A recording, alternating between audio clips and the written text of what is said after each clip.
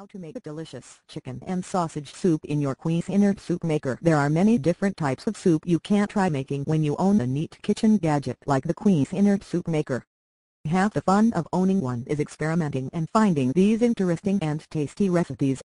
As you get more comfortable with your soup maker, you will find yourself starting to make your own recipes up. But let's give you a delicious recipe to try right now.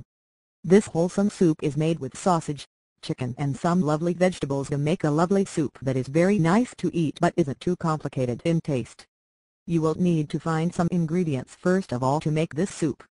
2 whole chicken breasts still with the skin on, 1 small can of sauerkraut, a chopped Polish sausage, though you can substitute other flavored sausages depending upon your taste and availability, 2 finely chopped sticks of celery, 2 chopped potatoes, 3 whole bay leaves, 3 finely chopped carrots, 1 finely chopped onion, 1 can of cream of mushroom soup, just a cheap one will do, 3 tablespoons dill, 3 tablespoons malt vinegar, 1 can of chicken broth, garlic powder or granules to taste. Making this soup really isn't very difficult, and if you don't own a gadget like the Cuisinart soup maker, you will need a couple of pots and pans and be prepared for some washing up. Firstly, boil the chicken in a pan of water until the meat comes off the bone, and then either shred it or chop it the size you want. Strain the water you cooked the chicken in to remove any fatty bits and keep it to one side. Get rid of the fatty bits. Add everything except the potatoes to the water, cover and let it simmer on a low heat for a couple of hours.